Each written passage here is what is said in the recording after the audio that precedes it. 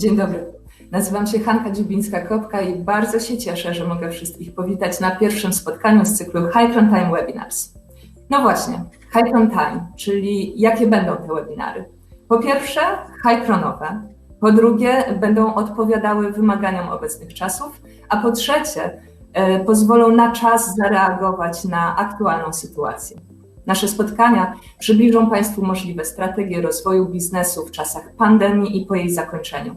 Będą inspiracją do działań w obszarach IT i SAP oraz okazją do zadania pytań naszym ekspertom. W razie problemów technicznych bardzo prosimy o odświeżenie strony. Nie będzie problemu z ponownym dołączeniem do spotkania. Przypominamy, że nasze webinary to wszystko, co najlepsze, zamknięte w pigułce, w związku z czym spotkanie nie będzie trwało dłużej niż godzinę, łącznie z sekcją, w której będziemy odpowiadać na Państwa pytania. W związku z tym nie możemy zagwarantować, że odpowiemy na wszystkie pytania na żywo, ale wtedy poprosimy Państwa o przesłanie ich na nasz adres mailowy. A teraz już oddaję głos naszym prowadzącym. Państwa fantastycznymi prelegentami dzisiaj będzie Katarzyna Sokalska, CFO Hycron oraz Filip Stankowski, Automotive Solution Architect. Zapraszamy.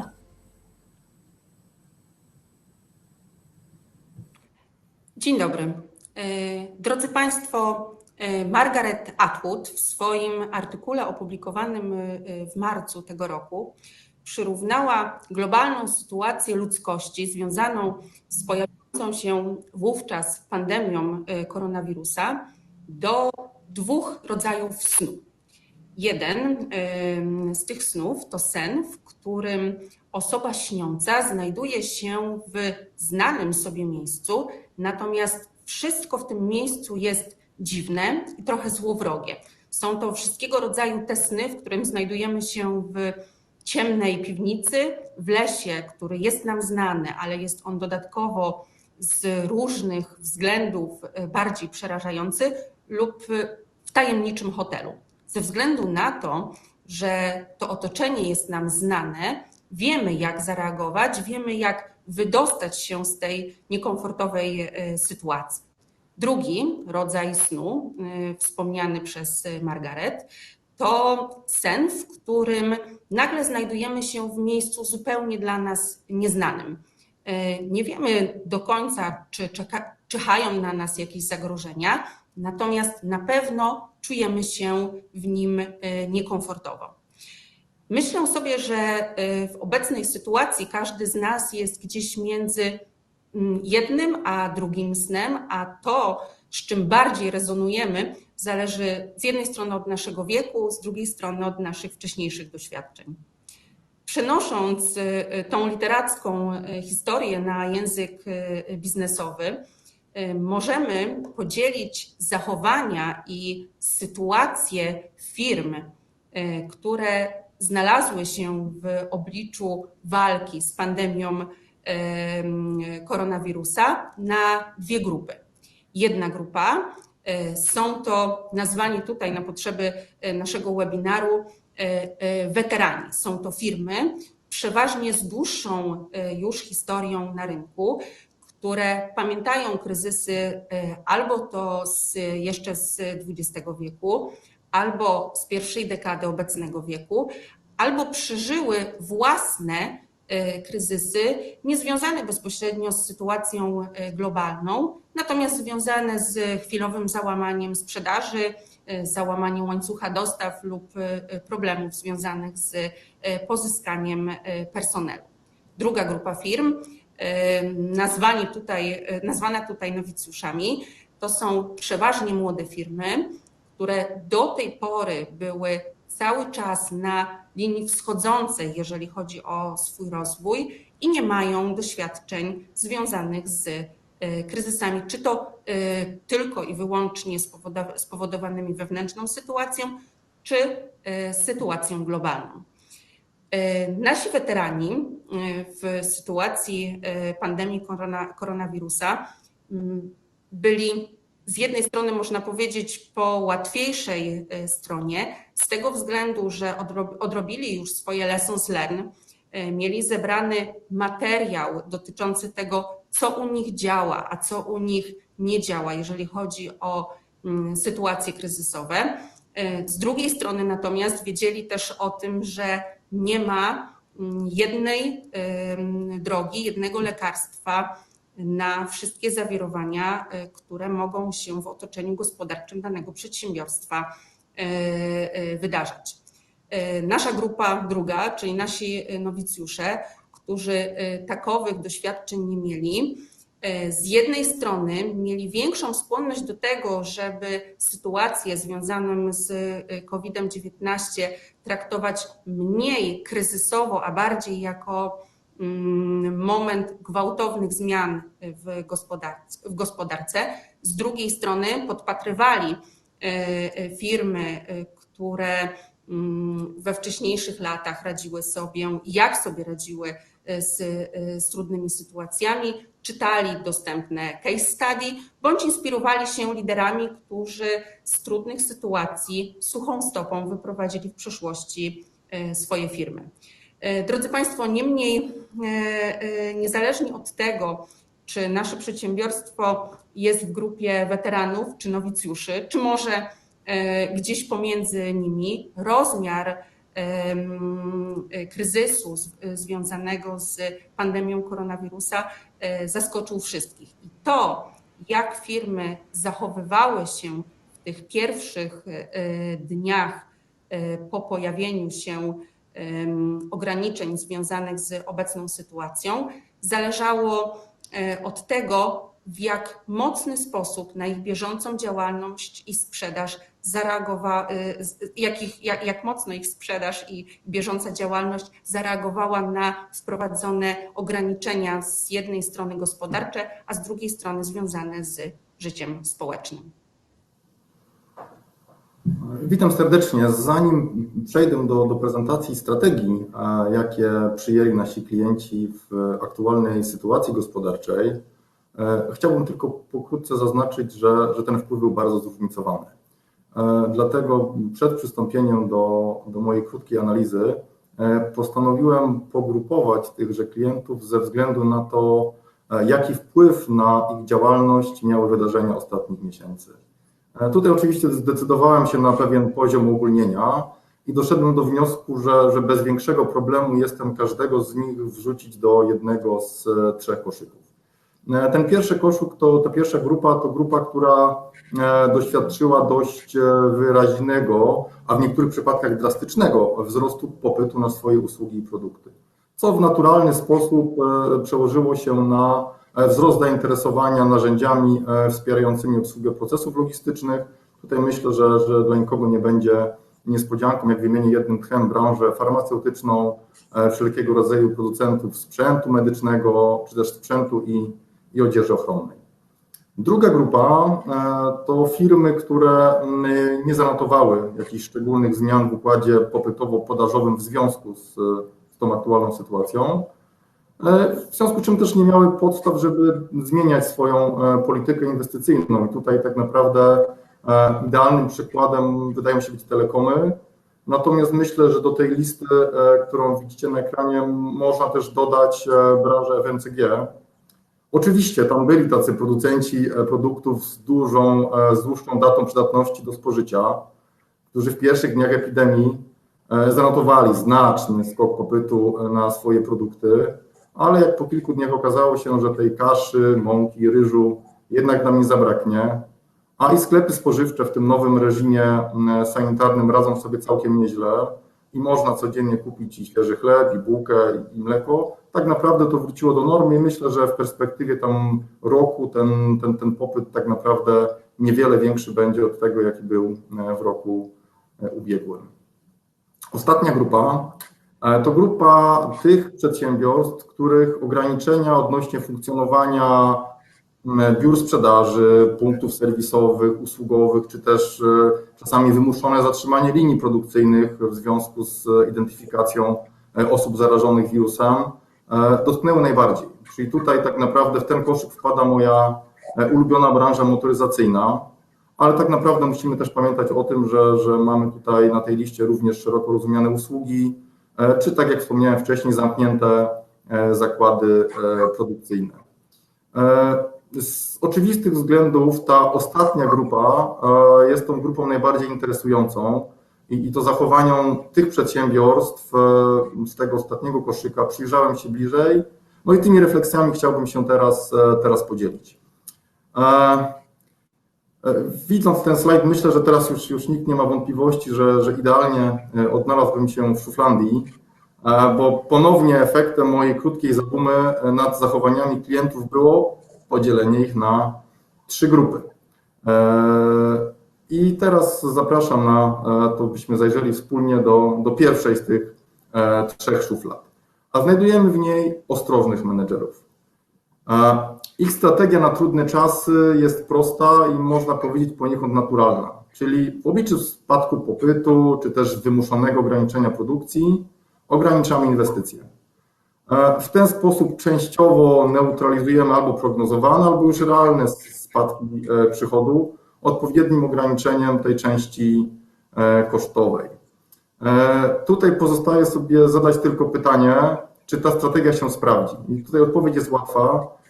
W perspektywie krótkoterminowej raczej tak, czyli na pewno nikt nie będzie w stanie wprost zarzucić, że jest zła. Czy jednak jest optymalna? Myślę, że lepszą etykietką pasującą tej szufladki będzie etykietka bezpieczna. I to z taką małą gwiazdką, czyli to jest decyzja bezpieczna, ale na krótką metę. Widzimy już drugą szufladę i zajrzyjmy w takim razie do niej i co tam znajdziemy. Znajdziemy tam troszeczkę głębszą refleksję na temat tego, jak COVID wpłynął na moją firmę. Myślę, że to będzie też dobry moment, żebyśmy zrobili mały krok wstecz, czy też może mały krok wzwyż i zastanowili się nad tym, jak rządy poszczególnych państw zareagowały na zagrożenie epidemią COVID-19.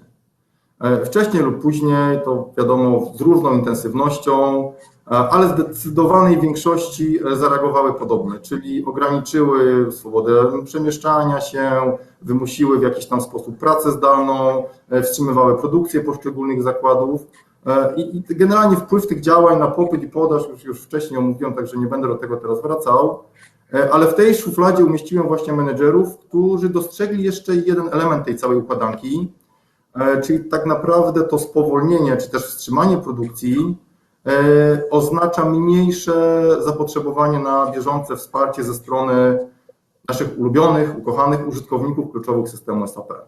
Ponieważ mniej operacji wykonywanych na systemie, to mniej błędów generowanych przez użytkowników, a to się równa mniejszej ilości incydentów, a to jest mniej pracy ludzi, których ograniczona dostępność tak naprawdę blokowała do tej pory niektóre inicjatywy optymalizacyjne, które były zaplanowane.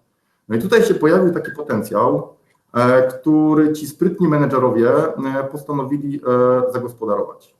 Wyciągnęli z szuflady te CR-y, które w większości dość dobrze opisane czekały tylko albo na opinię key usera, albo na ocenę ze strony biznesu, albo po prostu na dostępność zasobów wewnętrznych, by móc uruchomić te prace.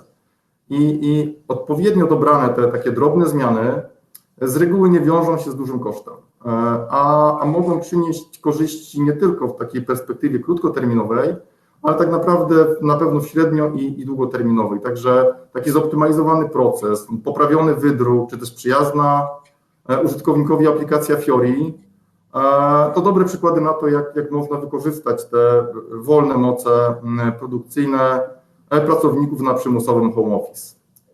No i tym sposobem dotarliśmy do bramki numer 3. Co w niej znajdziemy? Znajdziemy w niej klientów, którzy zrozumieli, że to może być ostatni dzwonek, by przystosować się do nowej rzeczywistości. Tutaj ponownie przywołam moją ulubioną branżę motoryzacyjną, czyli firmy produkujące i sprzedające coraz bardziej zaawansowane technologicznie pojazdy, nadal wykorzystują te stare i sprawdzone sposoby interakcji z klientem. Sposoby, które tak naprawdę nie zmieniły się znacząco w ciągu ostatnich kilkudziesięciu lat. Owszem, jest jakiś tam postęp, czyli papierowe broszurki, którym jako młody chłopak tapetowałem ściany, tak naprawdę zostały zastąpione przeglądarkowym konfiguratorem 3D, gdzie można sobie samochód obejrzeć z każdej strony i dynamicznie zmienić wszystkie akcesoria, które są do niego przypięte, ale co z tego? Skoro ja po wyklikaniu tego mojego wymarzonego samochodu i tak musiałem się pojawić u dealera i dopiero tam domknąć ten proces zakupu nowego auta, nowego pojazdu. Dzieje się tak dlatego, że moim zdaniem oczywiście, że wielu producentów nadal wierzyło albo może nadal wierzy w moc sprawczą wizyty w salonie samochodowym. Czyli takie przekonanie, że jeżeli sprzedawca odpowiednio wyszkolony opowie o samochodzie, pozwoli go dotknąć, wsiąść, powąchać, to tak naprawdę będzie miało to kluczowy wpływ na decyzję klienta odnośnie jego zakupu. Dlatego choć ci wiodący producenci i dystrybutorzy aut od jakiegoś czasu wiedzieli, że to nadejdzie, że ta cyfrowa rewolucja ich czeka, to nikt się na nim decydował. No, mają tak naprawdę te stare, sprawdzone metody sprzedaży. One dobrze działały. Sprzedaż z roku na rok nowych aut rosła, więc tak naprawdę nie mieli takiego bodźca do uruchomienia tej zmiany. A tymczasem klienci tak naprawdę po cichutku coraz częściej decyzje o wyborze auta podejmowali w zaciszu swoim domowym. Oglądając na przykład youtuberów, którzy przeprowadzają równie wszechstronne testy aut, i wiem, że to się może wydawać śmieszne, ale tak naprawdę część tych testów jest przeprowadzana w bardzo systematyczny i profesjonalny sposób. Także ja rok temu, gdy stanąłem przed wyborem nowego auta, tak naprawdę wiele godzin oglądałem różnego rodzaju, mniej lub bardziej, to trzeba sobie powiedzieć szczerze, udane produkcje tego typu. Ale co najważniejsze, ja byłem w stanie uwierzyć w to, że ci youtuberzy nie tylko opowiadają o zaletach poszczególnych modeli, ale również w miarę szczerze i bez ograniczeń wytykają ich wady. I to jest coś bezcennego dla klienta i po takiej YouTube'owej sesji wyedukowani już klienci pojawiali się w salonie tylko po to, by zatwierdzić podpisem wcześniej dokonany wybór. I ten zapach tego samochodu, i to, co opowiadał im sprzedawca, i to dotknięcie tej tapicerki tak naprawdę miało moim zdaniem znaczenie drugorzędne. I dla takich właśnie klientów przygotowywano się już do tego projektu przejścia w digital. Przygotowywano, ale nie uruchamiano. Aż tu nagle mamy sytuację, gdzie wymuszone ograniczenie dostępu do salonów samochodowych, też połączone ze zmianą mentalności klientów, bo tutaj trzeba sobie zdać sprawę z tego, że klienci nagle zauważyli, że skoro wszystko można kupić online, to zaczęli się zastanawiać, dlaczego z samochodem ma być inaczej. Więc ten spadek przychodów, ograniczenie produkcji, o którym już wspomniałem, tak naprawdę wskazują na to, że dla branży motoryzacyjnej automotive nie jest to najlepszy moment na duże inwestycje, a jednak nasz klient z branży automotive podjął taką odważną decyzję, że teraz albo nigdy. I z naszą pomocą realizuje sporą inwestycję uruchomienia takiego cyfrowego kanału obsługi klientów. I moim zdaniem wspólnie przygotowujemy taki idealny produkt na nowe otwarcie. A teraz zgodnie z tym, co pojawiło się na prezentacji, co się działo w Hycron? Znowu przenieśmy się kilka miesięcy wstecz i na przełomie lutego i marca, kiedy docierały do wszystkich informacji o rozszerzającej się pandemii, w Hycron w pierwszej kolejności, myślę, że tak samo jak większość przedsiębiorców, zastanawialiśmy się i podjęliśmy niezbędne działania do tego, żeby zabezpieczyć zdrowie i bezpieczeństwo naszych pracowników, zarówno tych, którzy pracują w jednej z naszych 3 lokalizacji, ale także, a może właśnie przede wszystkim tych, których pandemia koronawirusa zaskoczyła podczas podróży służbowych, czy to w kraju, czy za granicą. Niektórzy nasi konsultanci przebywali u klientów w Europie, natomiast część z nich była również na innych kontynentach. Po tym kroku i po przekonaniu się, że zdrowie wszystkich naszych ludzi jest pod kontrolą, a bezpieczny powrót do domu zorganizowany, przeszliśmy do tego i czy my jako Hycron jesteśmy gotowi na 100% pracę zdalną, bo oczywiście jako firma IT i firma konsultingowa od samego początku naszej działalności pracujemy nie tylko stacjonarnie, ale zdalnie, głównie z biur naszych klientów, natomiast nigdy w naszej kilkunastoletniej do tej pory historii nie było sytuacji, że 100% naszej załogi pracuje zdalnie. Rozpoczęły się wewnętrzne testy, czy jesteśmy na to przygotowani od strony i technicznej, i technologicznej. I to był drugi krok, w którym działaliśmy. Kolejny to kwestia, o której też już mówił Filip, czyli dostępność naszych ludzi, dostępność tych osób, które na co dzień u Państwa realizują czy to projekty wdrożeniowe, czy dbają albo na miejscu, albo zdalnie o utrzymanie systemu SAP. I tak jak wszyscy, my również stanęliśmy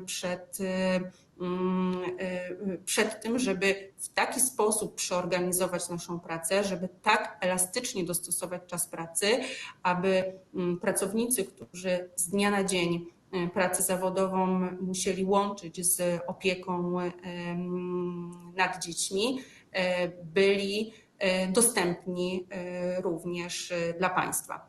I w tym samym momencie, kiedy myśleliśmy właśnie o zabezpieczeniu zasobowym dla toczących się projektów i dla usług serwisowych, które świadczymy dla Was, przyszło pytanie, to co w związku z tym z naszą ofertą?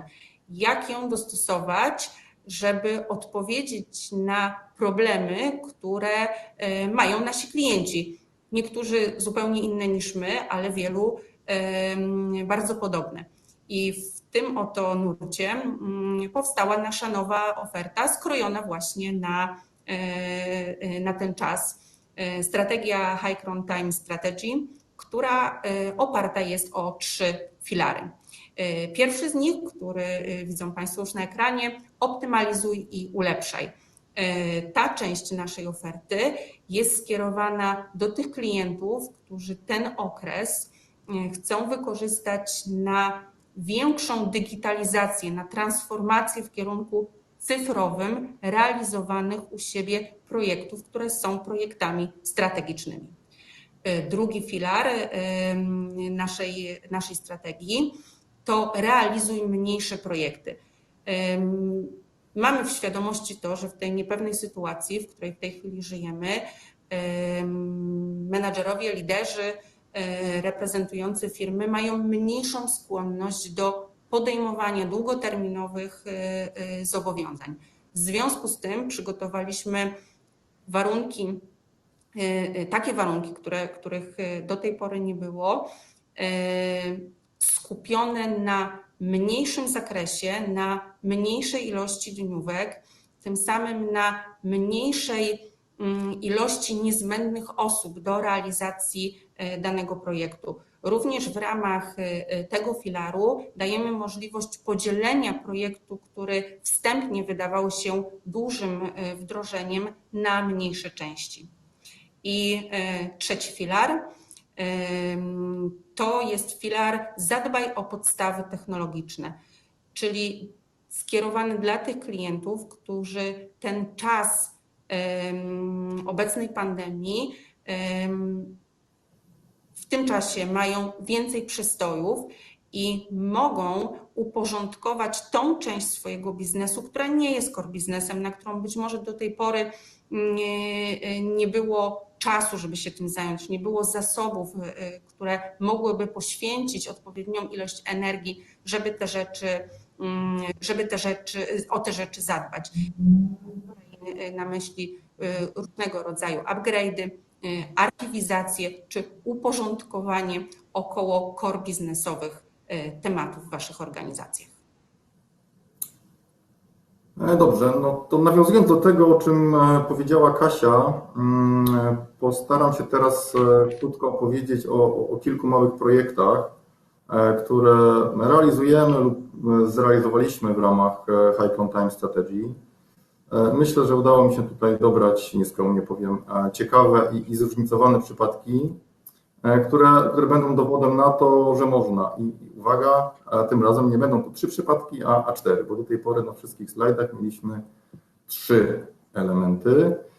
Pierwszym będzie Wholesaler Marketplace. Klient, u którego uruchomiliśmy to rozwiązanie, jest importerem i dystrybutorem pojazdów, wyłącznym importerem na jeden z dużych krajów Zatoki Perskiej, który oprócz tego, że posiada własną rozbudowaną sieć sprzedaży, współpracuje również z siecią podmiotów obsługujących sprzedaż hurtową w wybranych regionach kraju. I tak naprawdę zawirowania spowodowane przez COVID-19 i lockdown całego kraju sprawiły, że aktualna struktura tej sprzedaży hurtowej została zaburzona i część podmiotów zajmujących się jej obsługą tak naprawdę została dużą ilością pojazdów, na które w danym regionie nie ma popytu. Z kolei pojawiły się zapytania o pojazdy, których na swoim stanie nie posiadali. No i tutaj w obliczu tego wyzwania importer podjął decyzję o przygotowaniu takiej platformy, dedykowanego portalu, pozwalającego nie tylko na przeglądanie informacji o tym, jakie pojazdy znajdują się w tej sieci dystrybucyjnej, czy tym lejku dostaw od importera, ale również, a może przede wszystkim, bo to był główny cel tego portalu, umożliwia wystawienie swoich pojazdów, których dany hurtownik w danym momencie nie jest w stanie sprzedać, oraz na przeglądanie oczywiście tych ofert, które znajdujące się w podobnej sytuacji partnerzy również na tym portalu wystawili. Całość oczywiście tego procesu została spięta mechanizmami, które wspomagają relokację tych pojazdów. Co jest ciekawe tutaj od strony technicznej. Po pierwsze, klient jest cały czas klientem, który nie posiada S/4HANA i w najbliższym czasie z różnych względów nie planuje tego projektu upgrade, a z drugiej prosił nas o to, żebyśmy przygotowali mu rozwiązanie perspektywiczne. Czyli tak naprawdę w domyśle prosił nas o aplikację w technologii SAP Fiori. Tak by w przyszłości po tym upgrade'zie, który jest nieunikniony, można było z tej aplikacji nadal bez tam dodatkowych nakładów korzystać. No i wyzwanie to udało się zaadresować. Uruchomiliśmy platformę frontendową w postaci SAP Frontend Server 6.0, na której ta aplikacja dedykowana Fiori została opracowana i spięta z tym starym, dobrym SAP ECC, który działa na backendzie. Także ten projekt jest takim z mojej perspektywy dowodem na to, że wstrzymane czy też odroczone projekty upgrade nie muszą oznaczać, że nasi klienci muszą rezygnować z przygotowywania nowych kanałów komunikacji ze swoimi klientami, ze swoimi partnerami handlowymi, bo ta ścieżka do SAP Fiori jest nadal dla nich otwarta. Drugi przykład to jest aplikacja zupełnie innego kalibru, taki idealny przykład na mikrodostosowanie wymuszone aktualną sytuacją. Klient nasz posiadał aplikację, która w oryginalnej wersji została zaprojektowana do tego, by pracownicy mogli za jej pośrednictwem wnioskować o pracę zdalną. W obecnej sytuacji, ponieważ potrzeby się diametralnie zmieniły i dlatego na prośbę tego klienta ta aplikacja została szybko zaadoptowana, czy też może rozbudowana o funkcjonalność pozwalającą na wnioskowanie o zgodę na pracę w biurze. Czyli cały proces weryfikacji wniosku o tą zgodę na pracę w biurze została też wbudowana taki mechanizm automatycznej walidacji stopnia wypełnienia pomieszczenia biurowego, by w ten sposób zaadresować narzucone przepisami zewnętrznymi lub czasami ustaleniami wewnątrzorganizacyjnymi ograniczenia ilości osób, które mogą w danym czasie przebywać w danym pomieszczeniu biurowym na danej określonej jego powierzchni. Trzeci przykład to aplikacja do wykupu sprzętu przez pracowników. Wszyscy znamy ten proces, gdzie stare telefony, laptopy czy różny inny sprzęt, tak naprawdę w pierwszej kolejności oferujemy jego możliwość wykupu pracownikom. I tak naprawdę ten proces z kolei jest skomplikowany o tyle, że zaangażowanych w niego jest wiele podmiotów. Tak naprawdę w cyklu wyceny tego sprzętu, obsługi płatności, dostawy, fakturowania, likwidacji środka trwałego itd. co w obecnej sytuacji, gdy część z tych istotnych elementów tego łańcucha obsługi tego procesu znajdowało się na jakichś zwolnieniach lekarskich lub na przymusowym home office, nie gwarantowało efektywności tego procesu. I ta przygotowana przez nas aplikacja Fiori po raz kolejny pozwala pracownikom na wykup sprzętu służbowego, czy tych telefonów, laptopów i tak dalej, w oparciu o taki mechanizm wyceny, który może być albo bezpośrednio podłączony do systemu SAP, albo też łączony z różnego rodzaju silnikami zewnętrznymi, które mogą tą cenę dla danego sprzętu ustalać. Tutaj takim najciekawszym z technicznego punktu widzenia aspektem jest pełna integracja tego rozwiązania z systemem płatności elektronicznych Blue Media. Także osoba po wyborze danego sprzętu tak naprawdę płaci za niego tak, jakby dokonywała zakupów w sklepie internetowym i po uzyskaniu potwierdzenia przez ten system płatności również w taki sposób zautomatyzowany następuje wystawienie faktury, likwidacja środka trwałego. W przypadku tam komputerów ten proces jest troszeczkę bardziej złożony, bo tam się pojawia dodatkowy krok potwierdzenia po prostu wydania tego sprzętu, co nie zmienia faktu, że cały proces przebiega dużo sprawniej i tak naprawdę może być w tym momencie w pełni monitorowany. Ostatni przykład też wybrałem po to, żeby pokazać, że nie zawsze te zmiany muszą dotyczyć budowy nowej aplikacji czy zmiany funkcjonalności istniejącej aplikacji Fiori. Jest to przykład na dostosowanie typowo po stronie backend. Nie powstała w związku z tym żadna dodatkowa funkcjonalność w postaci aplikacji dostępnej dla klientów końcowych. Klient miał działający proces i wsparliśmy go po prostu w dostosowaniu systemu do nowych realiów. Dostosowanie polegało na dodaniu tak naprawdę nowych typów płatności oraz poszerzeniu możliwych typów dostawu dla istniejącego już kanału sprzedaży telefonicznej. Tak by mógł w pełni obsłużyć te płatności właśnie bezgotówkowe i nowe rodzaje dostaw, które pojawiły się w związku z aktualną sytuacją. Tak naprawdę po stronie systemu to była naprawdę malutka zmiana, ale dała dość spore możliwości poszerzenia sprzedażowego tutaj impaktu dla klienta i zwiększenia tej dostępności sprzedażowej, jeżeli chodzi o płatność i typy dostaw. Dobrze, no to myślę, że tak podsumowując tą część, chciałbym, żeby w pamięci zostały Wam dwa elementy. Chciałbym je teraz jeszcze raz podkreślić. Czyli po pierwsze chciałbym, by udzieliło się nam wszystkim takie przekonanie o tym, że nawet niewielka zmiana po stronie systemu, gdzieś dodanie prostej aplikacji, rozszerzenie funkcjonalności aplikacji, która już jest, o nowe funkcje, zrealizowane z reguły niewielkim nakładem kosztów może przynieść naprawdę spore korzyści.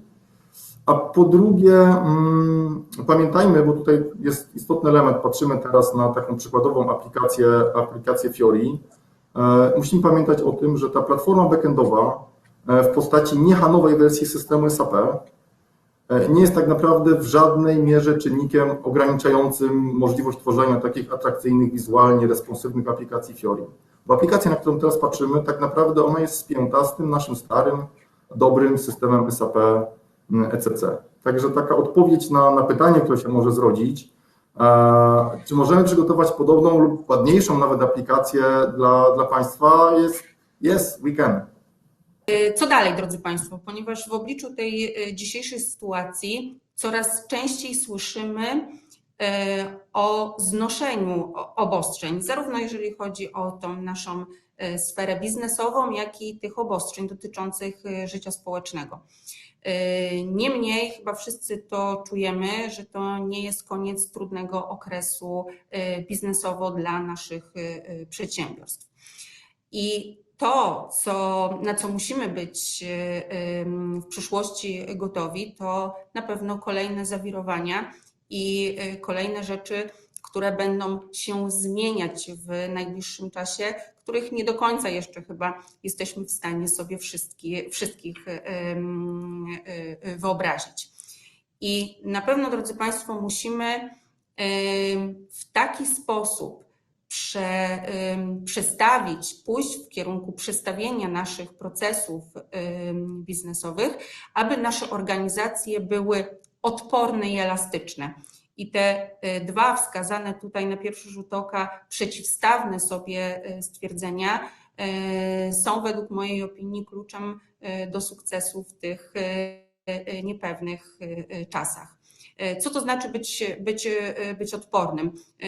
To znaczy być tak przygotowanym, żeby te skutki ograniczeń, skutki zmian, skutki obostrzeń, które mogą przychodzić z zewnątrz, miały jak najmniejszy wpływ na naszą organizację. A co to znaczy być elastycznym? To znaczy w taki sposób dostosowywać się do tych zmian, żeby robić to jak najsprawniej, jak najszybciej i jak najbardziej efektywnie. I co nam może w tym pomóc? Z jednej strony niewątpliwie jest to całe zaplecze technologiczne, jest to przejście możliwie jak największej ilości procesów do świata cyfrowego. Natomiast z drugiej strony to jest zmiana naszej kultury biznesowej, szeroko pojętej kultury biznesowej. Żeby to zmienić, do tego potrzebujemy dobrze przygotowanych ludzi. I zbliżając się do końca tego naszego webinaru, chciałabym powiedzieć trochę o tych miękkich kompetencjach, które są tak samo istotne jak dobre przygotowanie firmy od strony technicznej i technologicznej. I pierwszą rzeczą, na którą musimy kłaść nacisk jako menadżerowie, jako liderzy, jako osoby zarządzające, czy to całym przedsiębiorstwem, czy mniejszymi albo dużymi zespołami, to jest komunikacja, szeroko pojęta komunikacja do pełnej grupy interesariuszy z nami związanymi. Mówię tutaj o naszych akcjonariuszach, o wszystkich dostawcach kapitału do naszych organizacji, o naszych klientach, dostawcach, no i oczywiście do wewnątrz organizacji, o naszych pracownikach. Mi w tym czasie teraz od marca jedną z tych rzeczy, której mi najbardziej brakuje, to mówiąc językiem SAP-owym jest to knowledge transfer, mówiąc językiem potocznym jest to podsłuchiwanie, a mam tutaj na myśli wszystkie te nieformalne spotkania, które się wcześniej odbywały i w których miałam przyjemność uczestniczyć na korytarzach naszych firm. W tej chwili pozyskiwanie tego typu wiedzy jest niemożliwe, więc musimy jako liderzy zadbać o to, żeby w jak najbardziej efektywny sposób przy wykorzystaniu nowoczesnych technologii komunikować się ze wszystkimi osobami, z którymi do tej pory to robiliśmy live. Druga miękka kompetencja to jest kreatywność. Kreatywność myślę, że jest w stanie nas uratować z wielu opresji. Te firmy, które budowały swoją kulturę organizacyjną wcześniej, opartą właśnie o wykorzystanie kreatywności swoich pracowników bądź kreatywności klientów czy dostawców, są w troszkę łatwiejszej sytuacji, bo mają już to przepracowane, natomiast te firmy i tych z Państwa, którzy do tej pory ze względu na często specyfikę swoich organizacji w takim zakresie szerokim, jakiego wymaga obecna sytuacja, tej kreatywności nie rozwijały. Zachęcam do odwagi, bo na pewno na początku jest ta odwaga potrzebna i do akceptacji błędów też, które mogą się pojawić w procesie wymyślania tych nowych rozwiązań. Zachęcam do słuchania pracowników na wszystkich szczeblach organizacji, także tych, których staż jest bardzo długi w naszych firmach, ale też tych, którzy dopiero co dołączyli do naszych organizacji, jeszcze nie do końca wtopili się w klimat naszych firm. Trzecia miękka kompetencja istotna to jest zaangażowanie. Jeszcze przed okresem koronawirusa, odmieniane chyba już przez wszystkie przypadki, w tej chwili równie trudno, a może jeszcze bardziej trudna do tego, żeby rozprzestrzeniać ją w całej organizacji, co dla mnie oznacza zaangażowanie. Dla mnie zaangażowanie to jest współpraca, więc na tyle, na ile możemy, dopuszczajmy do głosu wszystkich pracowników, wysłuchajmy ich i twórzmy takie poczucie, że każdy ma wpływ na to, w jakiej w tej chwili firma znajduje się sytuacji. I ostatnia rzecz, czyli no stres, eliminacja niepotrzebnych nerwów. Mówiąc wprost, w tej chwili sytuacja powoduje to, że tych niepokojów, niepotrzebnego zdenerwowania, a czasami niestety koniecznego, mamy wokół siebie dużo. Dbajmy, drodzy Państwo, jako menadżerowie, jako liderzy o nasz wewnętrzny spokój, nasz wewnętrzny well-being. Pracując zdalnie, starajmy się nie być w pracy przez 24 godziny na dobę, bo ta praca z domu stwarza pokusy do tego, żeby cały czas być online. Jestem przekonana, że nasz spokój wewnętrzny i obranie ze świeżym umysłem właściwej ścieżki do rozwoju naszych firm przełoży się bezpośrednio na naszych pracowników. I tak sobie myślę, że te nasze silne podstawy technologiczne w połączeniu z tymi miękkimi kompetencjami przygotują nasze organizacje na ten czas, który nas czeka, że będziemy odporni, elastyczni, a projekty, które będziemy wdrażać, będą równie interesujące jak te, o których mówił we wcześniejszej części Filip, czego Państwu i sobie życzę. Dziękuję bardzo.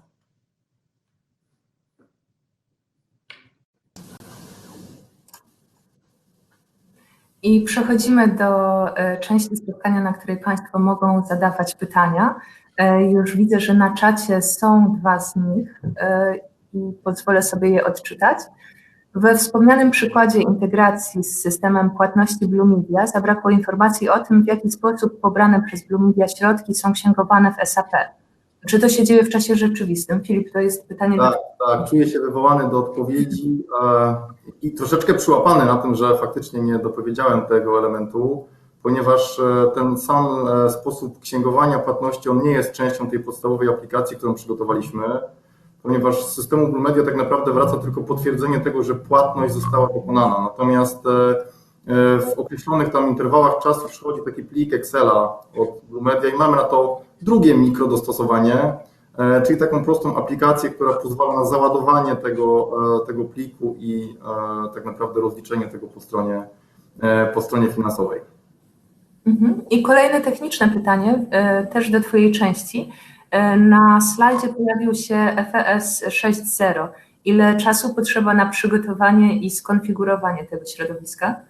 Dobrze, tutaj żeby nie uciec w takie konsultingowe ogólniki, będę musiał troszeczkę tła dodać. Tak naprawdę to wszystko zależy, na czym byśmy chcieli ten frontend serwer postawić. Aktualnie serwerów, dostawienie ich w serwerowni jest dużym wyzwaniem, więc my tak naprawdę te elementy, które realizujemy aktualnie z klientami, próbujemy realizować w oparciu o rozwiązania chmurowe. Współpracujemy z Amazonem między innymi i tak naprawdę zorganizowanie platformy chmurowej pod instalację FES-a to jest kwestia, no powiedziałbym godzin, bo tak to na reklamach wygląda. W praktyce wiadomo, że podpisanie dokumentów, przeprocesowanie trwa troszeczkę dłużej, to jest kwestia dnia, 2 i tak naprawdę od tego momentu możemy ruszyć z instalacją i spięciem tego systemem backendowym.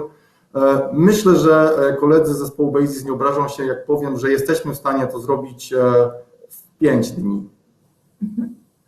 I kolejne pytanie, już nie tak bardzo techniczne. Rozmawialiśmy dużo o sytuacjach kryzysowych i o tym, jak nasi klienci sobie z nimi radzą, a kolejne pytanie dotyczy tego, czy kryzys uderzył mocno w naszą firmę, w Tricron.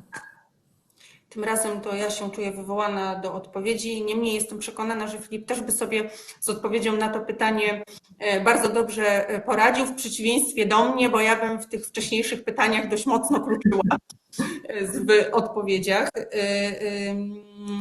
Pandemia koronawirusa oczywiście nie ominęła Hycron i też odczuliśmy skutki zawirowań na rynku.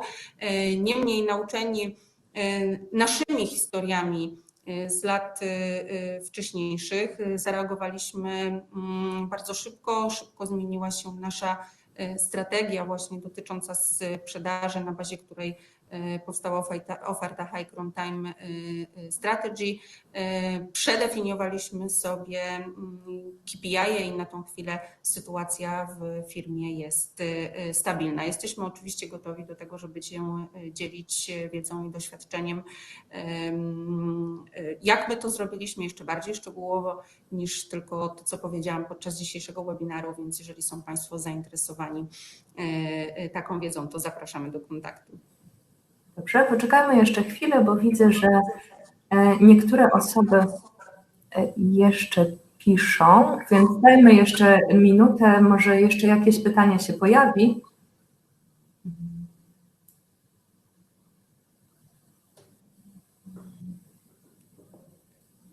Jakaś pani Asia pisze tutaj. Tak, bo tutaj teraz tak jak spoglądam Tak, na te mamy tutaj taką... inicjały, to tak zastanawiam się, ile tam jest znajomych osób, znajomych twarzy, a ile osób, z którymi jeszcze nie mieliśmy przyjemności się spotkać. Bo my tutaj mamy taką ściągawkę, że jak ktoś tam się przełamuje barierę w zadaniu pytania, to widzimy, że on przełamuje. Jeżeli ktoś nie zdoła przełamać tej bariery tutaj w trakcie naszego spotkania, to jest dostępny adres mailowy, pod który można swoje pytanie wysłać. Ten adres zostanie podany jeszcze na końcowym slajdzie, a brzmi webinars@hycron.com. Pytanie od wywołanej Asi właśnie. Dziękuję za poruszenie także aspektów miękkich. Jaką macie jedną uniwersalną radę na niepracowanie zdalnie przez zbyt wiele godzin dziennie? Myślę, że odpowiedzią na to pytanie jest kodeks pracy, który pozwala na 8 godzin dziennie, więc on tutaj nie przestaje funkcjonować w tym momencie, w którym pracujemy zdalnie. Mogę się podzielić tym, co ja robię osobiście na takiej ściągawce, którą mam i w jednym z moich zeszytów, osoby blisko ze mną pracujące wiedzą, że jestem zawsze obłożona różnego rodzaju notatnikami, gdzie wpisuję zadania na dany dzień i te rzeczy, które są istotne. Wpisuję tam również te zadania, które nie dotyczą bezpośrednio pracy zawodowej i zadania związane z aktywnością fizyczną i z tym, żeby mieć czas pobawić się klockami z moim synem i ten czas, żeby pooddychać trochę świeżym powietrzem. I myślę sobie, że jak wpiszemy sobie na tą listę priorytetów na dany dzień również inne obszary, wtedy będziemy pamiętać, że jeszcze mamy parę rzeczy do zrobienia poza przeglądaniem Outlooka, odbieraniem telefonów i bieżącą pracą zawodową. A jeśli jesteśmy przy tym, o czym warto pamiętać, to pamiętajmy także o tym, że spotkamy się we wtorek o 13:00, także za tydzień. Dziękujemy za Państwa udział w naszym wydarzeniu i od razu zapraszamy na to kolejne spotkanie. Drugi webinar z cyklu Hycron Time będzie dotyczył tego, czy firmy maksymalnie wykorzystują potencjał posiadanych rozwiązań SAP.